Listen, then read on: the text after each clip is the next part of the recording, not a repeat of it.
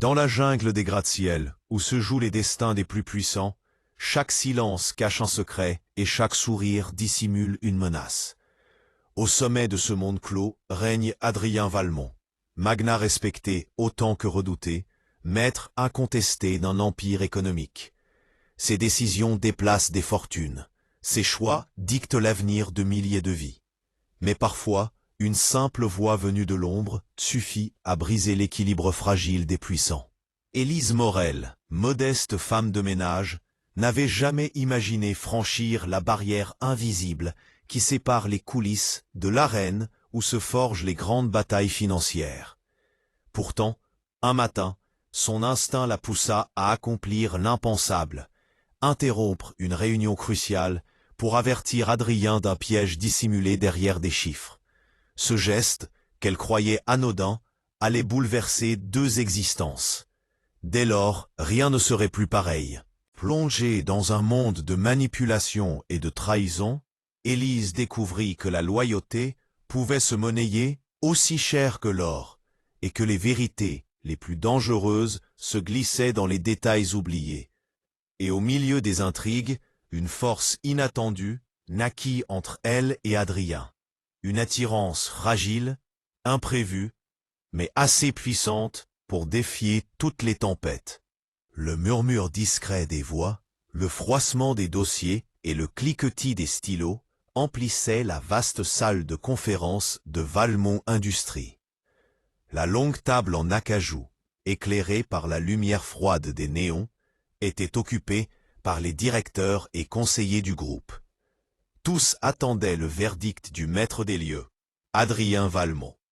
Son regard sombre et assuré dominait la pièce comme une ombre imposante. Pour ses collaborateurs, il n'était pas seulement un PDG, mais une force, un homme dont chaque décision façonnait l'avenir d'un empire économique. À l'extérieur de ces murs, dans les couloirs où résonnait l'écho des pas pressés, évoluait un monde parallèle, celui des invisibles, de ceux qui nettoyaient les traces de café, vidaient les corbeilles et effaçaient les marques du jour. Élise Morel appartenait à ce monde. Femme de ménage discrète, elle avait appris à se fondre dans l'ombre, à écouter sans qu'on la voie, à observer sans être remarquée. Mais depuis quelques semaines, des détails l'avaient troublée. En vidant les corbeilles, elle avait trouvé des notes raturées, des brouillons de contrats, des chiffres griffonnés à la hâte. Elle n'avait aucune formation financière. Pourtant, son instinct lui criait qu'un piège se préparait. Tout convergeait vers un constat effrayant. Adrien Valmont, l'homme inébranlable, était sur le point d'être pris au piège. Ce matin-là, alors que la réunion cruciale débutait, Élise sentit une tension inhabituelle dans l'air. Elle savait que son rôle était de rester à distance, invisible. Mais sa conscience pesait trop lourd. Ses mains moites serraient son chiffon, son souffle s'accélérait. Elle prit une décision irréversible, franchir la porte de la salle de conférence. Le silence fut immédiat. Tous les regards se tournèrent vers elle, incrédules. Une femme de ménage, ici, au cœur du pouvoir, les visages s'assombrirent. Quelques soupirs indignés fusèrent. Adrien la fixa longuement, ses sourcils froncés.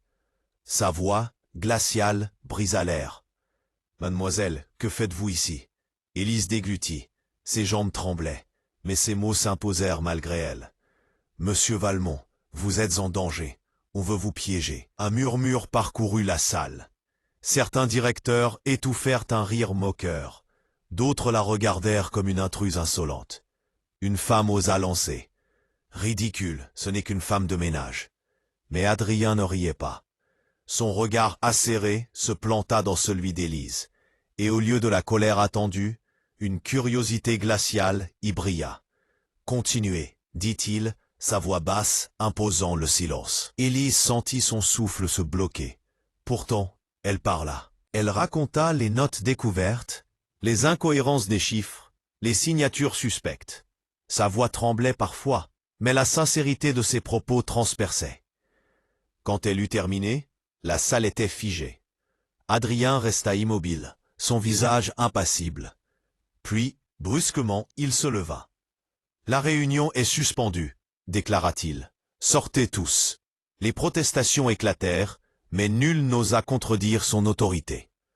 L'un après l'autre, les directeurs quittèrent la salle, non sans jeter des regards noirs à Élise. Bientôt, elle se retrouva seule avec Adrien. Il fit lentement le tour de la table, ses pas résonnant dans le silence pesant. Arrivé face à elle, il s'arrêta. « Savez-vous ce que vous venez de faire ?» demanda-t-il, sa voix grave teintée d'une menace sourde. « Vous avez interrompu une réunion capitale, mis en doute mes collaborateurs, franchi une ligne que personne n'avait osé franchir. » Élise baissa les yeux, mais trouva la force de répondre. « Peut-être, mais si j'ai raison, vous pourriez tout perdre. » Un silence tendu suivit. Adrien la scruta longuement, comme s'il cherchait à déceler un mensonge. Ses yeux s'assombrirent, puis, contre toute attente, un sourire discret effleura ses lèvres. « Intéressant, » murmura-t-il. « Très intéressant. » Élise comprit que sa vie venait de changer. Ce qu'elle avait osé faire n'était pas anodin. Elle avait pénétré dans un monde où chaque geste avait des conséquences terribles. Un monde de pouvoir, de complot, et désormais, elle n'était plus une simple spectatrice. Elle venait d'entrer, sans retour possible, dans l'arène où se jouaient les destins. Et Adrien Valmont venait de la remarquer. Le bureau d'Adrien Valmont, situé au dernier étage de la tour, était un sanctuaire de verre et de marbre. De larges baies vitrées offraient une vue plongeante sur la ville, comme si le monde entier se trouvait sous sa surveillance. Quand Élise entra, son souffle se coupa devant tant de grandeur. Adrien se tenait debout, le dos tourné, observant les lumières de la ville. Son silence imposait une autorité qui la fit frissonner. « P, fermez la porte », dit-il sans se retourner. P, Élise obéit. Les mains moites, le cœur battant à tout rompre. Elle resta figée, incertaine, tandis que l'homme le plus puissant qu'elle ait jamais approché la laissait attendre.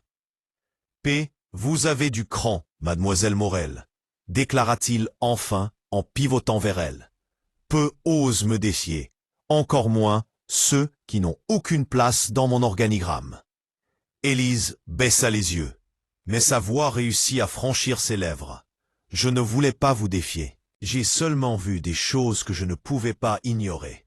Désolé. » Adrien s'approcha lentement, son regard sombre fixé sur elle. « Expliquez-moi alors, comment une femme de ménage sans formation a-t-elle repéré ce que mes directeurs expérimentés n'ont pas vu ?» Elle sentit ses joues s'enflammer. « Parce que je regarde ce que les autres ne regardent pas. Je ramasse ce qu'ils jettent. J'écoute ce qu'ils ne surveillent pas. Et j'ai de l'instinct. » Adrien ne répondit pas tout de suite. Il alla s'asseoir derrière son immense bureau de verre. Ses doigts pianotaient doucement sur le bois, comme s'il réfléchissait à une décision. Puis il dit d'une voix basse et tranchante, « Vous êtes consciente que si vous inventez tout cela, vous venez de signer votre arrêt. » Élise serra ses mains l'une contre l'autre. « Oui, mais je ne mens pas. » Puis il la regarda longuement, scrutant chaque détail de son visage. Enfin il ouvrit un tiroir, en sortit une chemise cartonnée et la fit glisser vers elle. « Dès aujourd'hui, vous n'êtes plus femme de ménage. Vous travaillez pour moi. » Élise resta figée, les yeux écarquillés. « Pardon ? J'ai besoin d'une assistante administrative, » continua-t-il. « Quelqu'un qui observe autrement, quelqu'un qui ne soit pas prisonnier des jeux politiques de cette maison.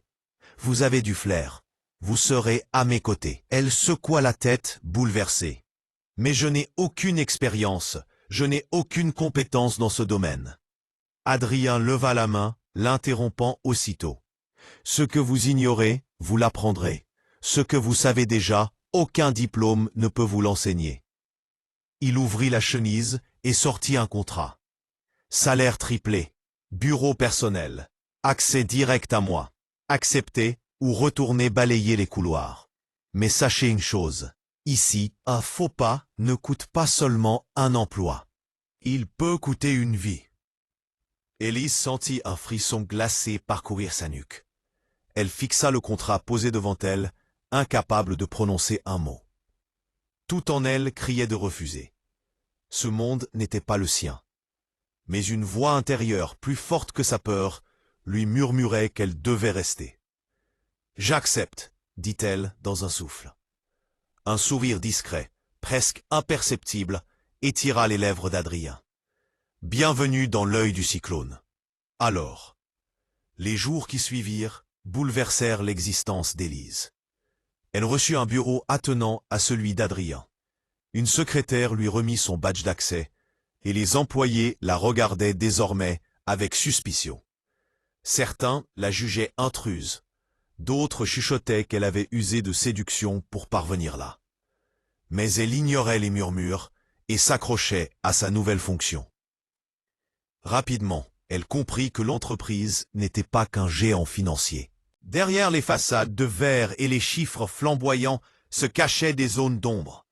Les dossiers que lui confiait Adrien révélaient des incohérences, des contrats aux clauses étranges, des transactions louches. Plus elle observait, plus elle voyait la toile d'araignée se dessiner. Un soir, alors que la plupart des employés avaient quitté la tour, Adrien entra dans son bureau. Son visage trahissait la fatigue, mais son regard demeurait perçant. Il déposa un classeur sur la table. « Que pensez-vous de ce dossier ?» demanda-t-il. Élise l'ouvrit, parcourut rapidement les pages. Son cœur accéléra. Elle retrouva encore ce schéma.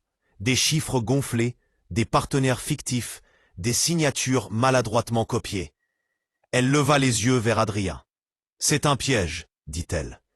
Adrien la fixa longuement, comme s'il pesait ses mots. Puis il murmura. « Vous avez raison. Et vous venez de mettre le doigt sur la toile qui menace de nous engloutir. » Le silence s'installa entre eux, lourd de sens. Élise comprit que son rôle avait changé. Elle n'était plus une simple spectatrice. Elle était entrée au cœur d'une guerre invisible. Et désormais, elle marchait aux côtés d'Adrien Valmont, dans un monde où le danger se cachait derrière chaque chiffre et chaque sourire. Les journées d'Élise s'étaient transformées. Fini les balais et les chiffons qu'elle maniait dans l'ombre. Désormais, elle manipulait des dossiers confidentiels et observait les rouages d'un empire financier dont elle ignorait tout la veille encore. Pourtant, malgré sa nouvelle place, elle se sentait toujours étrangère à ce monde.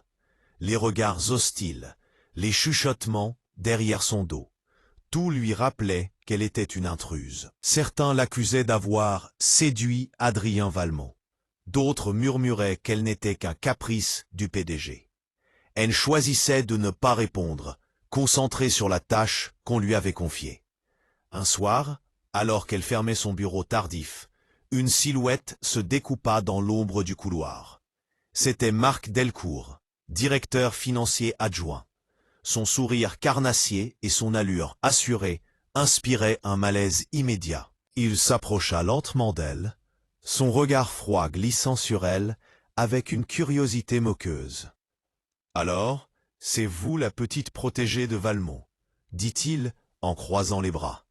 « J'avoue que je comprends mieux pourquoi il vous garde si près de lui. » Élise se raidit, sentant la pointe du venin dans sa voix. « Je ne suis protégée de personne. J'ai un poste et je fais mon travail. » Marc ricana doucement, son sourire se tordant en une grimace pleine de mépris. « Votre travail ? Vous croyez que ce monde est fait pour vous ? Ici, on se dévore entre loups. Les brebis, elles, finissent toujours égorgées. » Ces mots glacèrent Élise, mais elle soutint son regard. « Alors peut-être que je ne suis pas une brebis, » répondit-elle d'une voix ferme avant de tourner les talons. Sur le chemin du retour, son cœur battait encore fort. Elle savait qu'elle venait de rencontrer son premier véritable adversaire. Marc n'était pas seulement arrogant. Il était dangereux. Et son instinct lui soufflait qu'il avait un rôle dans le piège qui se resserrait autour d'Adrien. Les jours suivants confirmèrent ses soupçons. Chaque fois qu'elle étudiait un dossier, le nom de Marc apparaissait. Ses signatures revenaient sur des contrats aux clauses obscures. Des chiffres gonflés, des accords douteux. Quand elle osa en parler à Adrien, celui-ci l'écouta en silence. « Je le soupçonne depuis longtemps, admit-il enfin, son regard fixé sur le dossier. Mais je n'avais pas de preuves. Vous m'aidez à relier les points. » Élise fronça les sourcils. « Alors pourquoi ne pas l'écarter » Adrien esquissa un sourire amer. Parce que dans ce milieu, éliminer un adversaire sans stratégie revient à scier la branche sur laquelle on est assis. Marc a des alliés. Le renverser de front déclencherait une guerre ouverte. Dit. Élise comprit qu'elle n'était pas seulement entrée dans une entreprise, mais dans une arène où chaque mouvement était un coup d'échec. Un soir, alors qu'elle travaillait encore à son bureau, Adrien entra. Il avait retiré sa veste, sa chemise légèrement froissée soulignait la fatigue de la journée. Mais ses yeux, sombres et perçants, restaient inchangés. « Vous devriez rentrer, » dit-il en jetant un regard aux piles de dossiers. « Vous n'êtes pas payé pour vous tuer à la tâche. » Élise releva la tête et esquissa un léger sourire. « Et vous, est-ce que vous êtes payé pour vous épuiser ainsi ?» Adrien rit doucement, un son rare qui surprit Élise. « Peut-être, mais moi, j'ai choisi cette vie. Vous, vous y avez été jeté. » Et leurs regards se croisèrent, et Élise découvrit dans ses yeux autre chose que l'autorité froide d'un PDG. Elle y perçut une solitude profonde, un poids invisible qui pesait sur ses épaules. « Pourquoi moi ?» demanda-t-elle soudain. « Pourquoi m'avoir choisi comme assistante ?»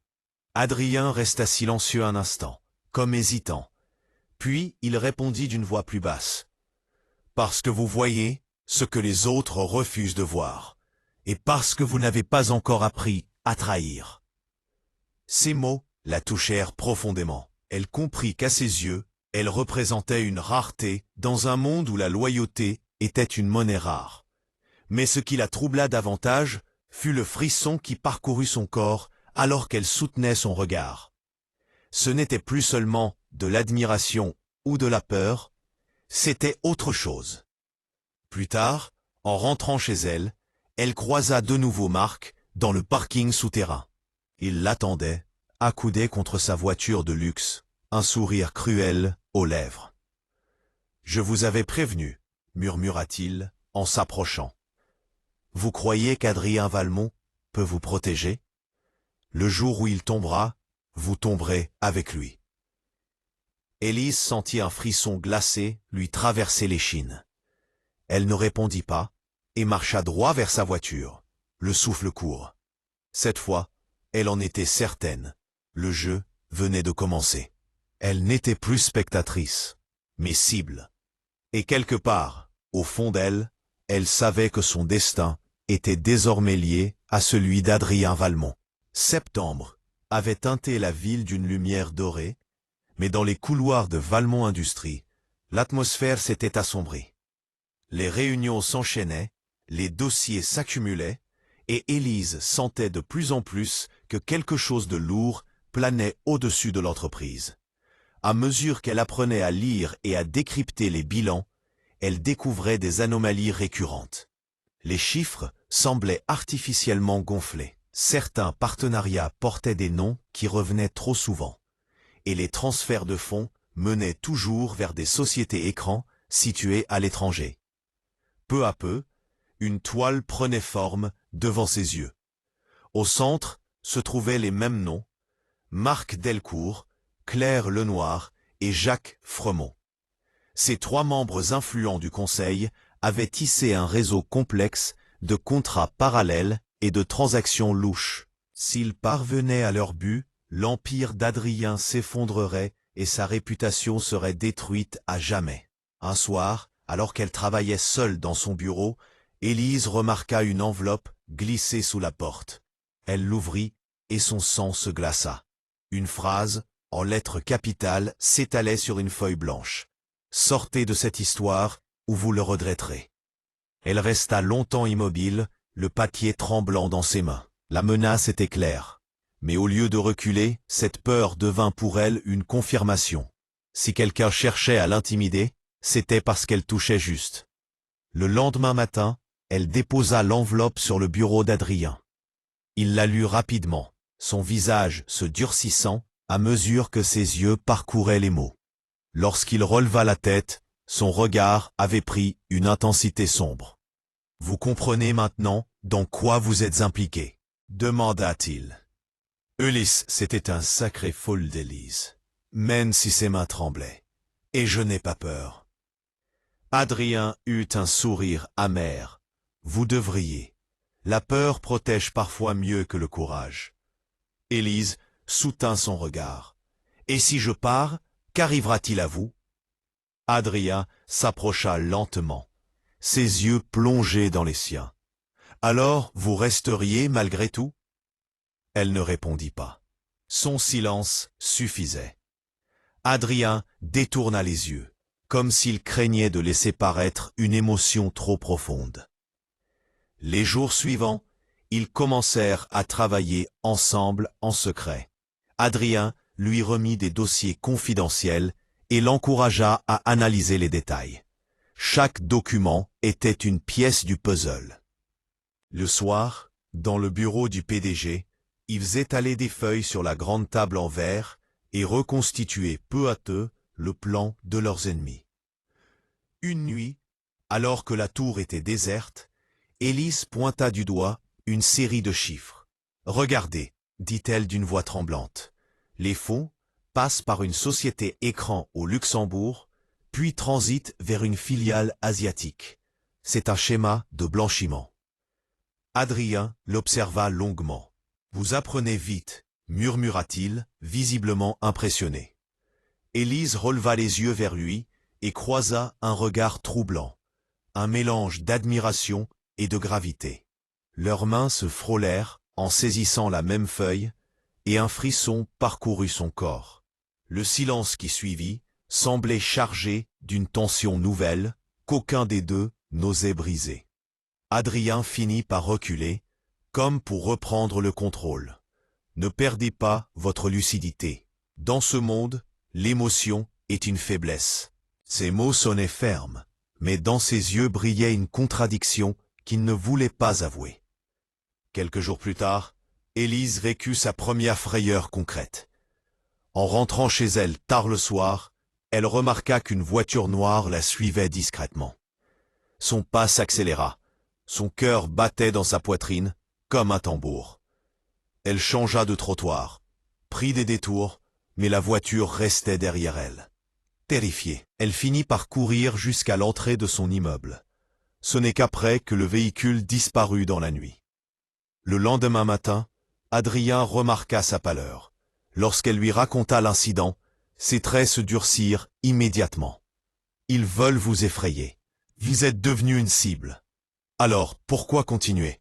demanda-t-elle dans un souffle. Adrien se rapprocha, ses yeux flamboyants d'une intensité rare. « Bon, parce que vous êtes déjà trop impliqué, et parce que je ne laisserai personne vous toucher. » Ces mots résonnèrent comme une promesse. Élise sentit son cœur s'emballer, incapable de soutenir la force de ce regard. Pour la première fois, elle comprit que le complot ne visait pas seulement Adrien ou son empire. Il visait désormais aussi ceux qui se tenaient à ses côtés. Et elle en faisait partie. Dans les couloirs de l'entreprise, les murmures s'intensifiaient. Marc Delcourt la fixait avec un sourire cruel lorsqu'il la croisait. Claire Lenoir l'ignorait avec une froideur calculée. Jacques Frimont restait cordial, mais son regard trahissait une vigilance permanente. Élise comprit alors que sa place n'était plus celle d'une observatrice. Elle était entrée au centre du jeu. Un jeu d'échecs où chaque pion pouvait être sacrifié. Et si Adrien incarnait le roi dans ce duel silencieux, elle se demandait malgré elle si elle n'était pas devenue la reine que tous cherchaient à abattre. La pluie s'abattait en rafales contre les vitres de la tour Valmont, rendant l'atmosphère encore plus lourde. Élise, assise à son bureau, parcourait un dossier que lui avait remis Adrien la veille. Les pages lui semblaient étrangement familières, mais son souffle se coupa lorsqu'elle aperçut son propre nom. Ses yeux s'écarquillèrent. Sa signature figurait en bas d'un document validant une transaction frauduleuse. Elle lâcha le papier, tremblante, au moment où Adrien entra brusquement. Ses traits fermés et son regard dur suffisaient à comprendre qu'il connaissait déjà le contenu du dossier. Sans un mot, il le posa devant elle. « Regardez, » dit-il froidement. Élise se pencha, ses mains tremblant d'angoisse. C'était bien sa signature, mais elle savait qu'elle n'avait jamais signé ce document. « Ce n'est pas possible. Je n'ai jamais validé ça, » murmura-t-elle. Adrien se mit à faire les 100 pas, ses mâchoires crispées. « Ils veulent vous piéger. Ils vous utilisent comme couverture. » Le cœur d'Élise se serra. « Si ce document sort, je serai accusé de fraude, » balbutia-t-elle. Adrien s'arrêta et planta son regard dans le sien. « Non. Si ce document sort, c'est moi qu'ils visent.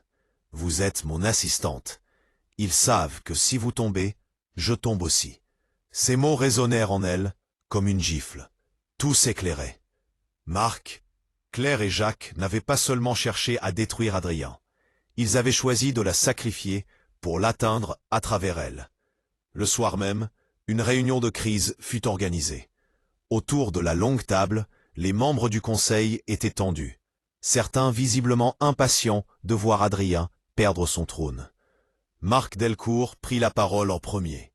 Sa voix résonna, chargée d'une assurance presque arrogante. « Mesdames et messieurs, il est de notre devoir de protéger l'intégrité de cette société. Voici la preuve que l'assistante de Valmont a validé une opération frauduleuse. » Il fit glisser le document au centre de la table, ses yeux brillants de satisfaction. Claire Lenoir et Jacques Fremont hochèrent gravement la tête, comme s'ils validaient cette mise en accusation. Adrien, assis droit dans son fauteuil, resta de marbre. « Je connais cette femme. Je peux vous affirmer qu'elle n'a rien signé. » Marc eut un rictus. « Alors vous insinuez que ce document est un faux ?» Adrien croisa les bras. « Je n'insinue rien. J'affirme. » La tension monta aussitôt. Marc se leva, ses yeux lançant des éclairs. « Attention à vos accusations, Valmont. Vous franchissez une ligne dangereuse. » Adrien se leva à son tour, imposant, son regard dur fixé sur son adversaire. « Non, Delcourt. Ce sont vos manigances qui franchissent les limites. Vous croyez pouvoir salir mes collaborateurs et manipuler mes dossiers, mais vous vous êtes trompé d'adversaire. » Le silence s'abattit sur la salle. Tous comprirent que la guerre entre les deux hommes venait d'éclater au grand jour. Après la réunion, Adrien entraîna Élise dans son bureau. La porte claqua derrière eux et il laissa exploser sa colère. « Vous voyez jusqu'où ils sont prêts à aller? Ils veulent vous détruire pour m'abattre. » Élise sentit les larmes monter. « J'ai peur, Adrien. Je ne suis pas faite pour ça, » murmura-t-elle. Il s'approcha d'elle, posant ses mains sur ses épaules. Ses yeux, d'ordinaire durs et implacables, se remplirent d'une intensité troublante. « Écoutez-moi. Vous êtes plus forte que vous ne l'imaginez. Sans vous, je serais déjà tombé dans leur piège. C'est vous qui m'avez ouvert les yeux. » Élise leva les siens vers lui, bouleversée. Jamais elle n'avait vu Adrien ainsi, presque vulnérable. « Pourquoi me faites-vous confiance ?» demanda-t-elle d'une voix hésitante. Il la regarda longuement comme s'il pesait ses mots. « Parce que vous êtes la seule ici qui ne cherche rien, sauf la vérité. » Un silence lourd s'installa. Leur visage n'était plus qu'à quelques centimètres. Élise sentit son cœur s'emballer. Leur souffle se mêlait, et pendant un instant suspendu, le monde sembla disparaître autour d'eux. Adrien recula brusquement, comme pour briser ce moment interdit. Sa voix redevint dure. « Rentrez chez vous. C'est un ordre. » Resta immobile, le cœur battant à tout rompre. Elle comprit qu'une frontière invisible avait été franchie. Leur relation n'était plus seulement professionnelle. Quelque chose de plus fort, de plus dangereux, s'était insinué entre eux. Cette nuit-là, elle dormit à peine. Les menaces, la peur, le souvenir du regard d'Adrien, tout se mélangeait dans son esprit. Mais une certitude s'imposait. Elle n'était plus une simple pionne. Elle était devenue la cible. Et au fond d'elle, malgré l'angoisse, une conviction grandissait. Elle ne laisserait personne détruire Adrien Valmont. La nuit tombait sur la ville, lourde et menaçante. Les lampadaires diffusaient une lueur blafarde qui étirait les ombres sur le trottoir. Élise sortit tard de la tour Valmont, le sac serré contre elle, le cœur battant déjà plus vite qu'à l'accoutumée. Depuis l'affaire du faux document, elle se sentait observée. Chaque pas résonnait dans la rue comme une alarme. Chaque reflet dans les vitres lui donnait l'impression d'être suivie. Lorsqu'elle atteignit l'angle de son immeuble, elle remarqua une voiture noire stationnée, phares éteints. Un frisson lui parcourut l'échine. Elle accéléra le pas, tentant de se convaincre qu'il ne s'agissait que d'une coïncidence. Mais le claquement sec d'une portière déchira le silence. 2 hommes sortirent du véhicule et s'avancèrent vers elle, avec assurance.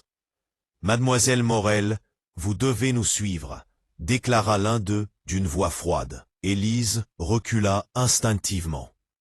Le deuxième fit un pas brusque et tenta d'attraper son bras. Son cœur explosa dans sa poitrine. Elle se mit à courir, ses talons frappant le sol humide avec fracas. Elle tourna dans une ruelle étroite, mais se retrouva face à un mur. Piégée, elle vit les 2 silhouettes s'approcher, leur regard implacable fixé sur elle. « Vous auriez dû écouter l'avertissement », murmura l'un en sortant un chiffon imbibé d'un liquide. Le cri d'Élise mourut dans sa gorge. Soudain, des phares puissants illuminèrent la ruelle. Une voiture surgit, freinant brutalement. La portière côté passager s'ouvrit et une voix familière tonna. « Montez !» C'était Adrien. Sans réfléchir, Élise se précipita et se jeta dans la voiture. Les pneus crissèrent, le véhicule s'élança dans la nuit, laissant derrière eux les 2 hommes figés dans la lumière des phares. Le silence qui suivit n'était brisé que par le ronronnement du moteur. Adrien tenait le volant avec une poigne de fer, ses yeux fixés sur la route. Élise, tremblante, respirait par saccades, incapable de reprendre ses esprits. « Vous saviez qu'il me suivait ?» finit-elle par demander d'une voix cassée. Adrien serra la mâchoire, ses traits fermés par une colère glaciale. « J'avais des doutes, j'ai fait surveiller vos déplacements. Et j'ai eu raison. » Élise sentit les larmes lui monter aux yeux. « Il voulait m'enlever » souffla-t-elle. Adrien jeta un coup d'œil vers elle. Son visage d'ordinaire impassible trahissait une fureur contenue. « Et ils vont le payer. » Jamais elle ne l'avait vu ainsi. L'homme de pouvoir froid et distant avait disparu. Restait un homme animé d'une rage protectrice. Ces mots résonnèrent en elle comme une promesse sombre, mais étrangement rassurante. « Pourquoi faites-vous tout ça pour moi ?» Doula, osa-t-elle demander dans un souffle. Le silence sembla durer une éternité. Enfin, d'une voix grave, il dit simplement « Parce que je ne supporterai pas qu'il vous arrive quoi que ce soit. » Élise détourna les yeux, bouleversée. Son cœur battait trop vite pour qu'elle puisse réfléchir. Elle comprit que malgré la peur et le danger, un lien invisible mais puissant l'attachait désormais à lui. Ils roulèrent longtemps avant d'atteindre une villa discrète en périphérie de la ville. Adrien l'y conduisit, verrouilla les portes derrière eux et l'invita à s'asseoir dans le salon. « Ici, vous serez en sécurité, » dit-il en posant les clés sur la table. La maison était élégante et sobre, mais pour Élise, elle ressemblait à une cage dorée. Elle s'assit sur le canapé, les mains crispées. Adrien, debout devant elle, la fixait avec une intensité troublante. « Vous voyez maintenant que ce n'est pas une simple bataille d'affaires, » dit-il d'une voix basse. « Ce sont des criminels. Ils n'hésiteront pas à détruire ceux qui se trouvent sur leur chemin. » Élise releva les yeux, ses prunelles brillantes d'émotion. Alors pourquoi ne pas abandonner? Pourquoi risquer vos vies et la mienne? Adrien eut un sourire amer. Parce que si je cède, il gagne. Et parce que vous méritez que je me batte. Vous autant que mon entreprise. Elle sentit ses yeux s'embuer. Sa voix se brisa quand elle murmura « Je n'ai jamais voulu de cette guerre. Je voulais juste vivre tranquillement. » Adrien s'approcha lentement et posa une main ferme mais douce sur son épaule. « Je sais, mais vous êtes au centre de tout cela maintenant, et je vous promets une chose. Tant que je serai là, personne ne vous fera de mal. » Élise monta dans la chambre d'amis qu'il lui avait attribuée, mais le sommeil ne vint pas. Allongée dans la chambre d'amis qu'il lui avait attribuée, mais le sommeil ne vint pas. Allongée dans la chambre d'amis qu'il lui avait attribuée, mais le sommeil ne vint pas. Elle écoutait la pluie frapper contre les vitres. Son esprit revivait la peur de la ruelle, la voix d'Adrien, la chaleur de sa main. Elle comprit que cette histoire n'était plus seulement une affaire de chiffres et de contrats. Elle était devenue une question de survie, mais aussi d'émotion, qu'elle n'osait pas encore nommer. Et dans le silence de la nuit, une certitude s'imposait. Le danger n'était pas derrière eux. Il approchait, plus proche que jamais. Le jour de l'assemblée extraordinaire arriva sous un ciel bas et menaçant. Élise n'avait presque pas dormi la nuit précédente. Son estomac était noué, mais elle savait qu'elle devait être présente. Adrien l'avait prévenue. Ce jour serait décisif. Tout allait se jouer, et une seule erreur pouvait signer leur perte à tous les deux. Dans la grande salle de conférence, l'atmosphère était lourde. Les membres du conseil s'étaient installés, les dossiers soigneusement empilés devant eux. Des murmures parcouraient l'assemblée, comme un grondement avant l'orage. Adrien entra le premier, droit, imposant, vêtu d'un costume sombre qui accentuait la froideur de son regard. Élise suivait à quelques pas, consciente que chaque œil se posait sur elle avec suspicion. Marc Delcourt prit la parole, sûr de lui, le ton théâtral. Il annonça que l'intégrité de l'entreprise avait été compromise et accusa directement Élise d'avoir validé une opération frauduleuse. Les documents falsifiés furent déposés au centre de la table, comme des preuves irréfutables. Claire Lenoir et Jacques Fremont appuyèrent ces propos avec des hochements graves, comme s'ils portaient la voix de la raison. Adrien resta impassible. Sa voix, lorsqu'il prit la parole, résonna avec autorité. « Je connais mon assistante, elle n'a jamais signé ce document. » Un silence sceptique suivit, rompu par Marc, qui lança avec ironie. « Alors vous insinuez que ces papiers sont falsifiés ?» Adrien se redressa, son regard noir planté dans celui de son adversaire. « Je n'insinue rien, j'affirme. » La tension devint insupportable. Les membres du conseil échangeaient des regards inquiets. Élise, tremblante mais déterminée, se leva. Elle avança jusqu'au centre de la table et montra ses propres dossiers. Ses mains ne tremblaient plus. Elle avait passé des nuits entières à préparer cette confrontation. « Voici mes signatures authentiques, » dit-elle d'une voix claire. « Comparez-les. La différence saute aux yeux. Cette signature est une imitation maladroite. » Un murmure s'éleva dans la salle. Adrien prit le relais, déposant sur la table les preuves qu'ils avaient réunies ensemble. Des relevés bancaires, des graphiques, des transferts de fonds. Les sommes détournées convergeaient toutes vers des sociétés écrans liées directement à Marc Delcourt, Claire Lenoir et Jacques Fremont. Adrien conclut d'une voix glaciale, « Voilà la vérité. Ils ont tenté de ruiner Valmont Industries pour s'enrichir en secret. » La stupeur fut générale. Marc se leva brusquement, furieux, clamant qu'il s'agissait d'une manipulation. Claire et Jacques essayèrent de contester, mais leur voix paraissait faible face à l'évidence des preuves. L'huissier présent remit alors une plainte officielle déjà déposée auprès du parquet financier. Les autorités avaient été alertées et l'affaire était désormais entre leurs mains. Les visages de Marc, Claire et Jacques se décomposèrent. La salle entière comprit qu'ils avaient perdu. Leur chute venait de commencer. La séance s'acheva dans le chaos. Les trois conjurés quittèrent la salle, sous les regards accusateurs, alors que certains membres du conseil se rapprochaient d'Adrien pour lui renouveler leur soutien. Mais lui n'écoutait pas. Son regard cherchait Élise. Elle se tenait un peu en retrait, encore pâle, mais ses yeux brillaient d'un mélange de soulagement et d'épuisement. Dans un couloir désert, après la réunion, Adrien la rejoignit. Leurs regards se croisèrent en silence. Élise sentit une vague d'émotion l'envahir. « Vous m'avez protégé, murmura-t-elle. Adrien secoua la tête. « Non, c'est vous qui m'avez sauvé. Sans votre courage, je serais tombé dans leur piège. » Élise sentit ses larmes couler malgré elle.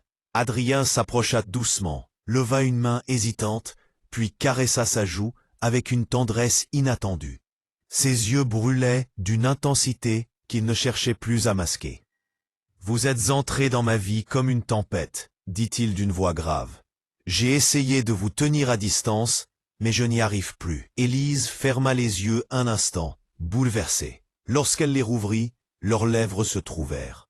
Le baiser fut à la fois fragile et brûlant, né de la peur partagée et de l'espoir d'un avenir qu'il n'avait jamais osé imaginer. Quelques semaines plus tard, la tempête était retombée. Marc, Claire et Jacques faisaient face à la justice, leurs biens gelés et leur réputation anéantie. Valmont Industries avait survécu et se relevait plus forte qu'avant. Élise avait désormais une place officielle dans l'entreprise, reconnue non comme une protégée, mais comme une femme dont la loyauté et l'intuition avaient sauvé un empire. Un soir, sur la terrasse de la tour, Adrien et elle contemplaient la ville illuminée. Le vent frais caressait leur visage. Adrien prit sa main et la serra doucement. « Tout ce que nous avons affronté n'était que le début, » murmura-t-il. « Mais tant que vous serez à mes côtés, rien ne pourra nous abattre. » Élise esquissa un sourire, le cœur apaisé. « Alors, je resterai, jusqu'au bout. » Leurs regards se perdirent dans les lumières de la ville. Ils avaient défié les complots, survécu aux menaces et découvert un lien que rien ni personne ne pourrait briser. Ensemble, ils avaient traversé l'ombre du pouvoir. Désormais, ils étaient prêts à affronter la lumière.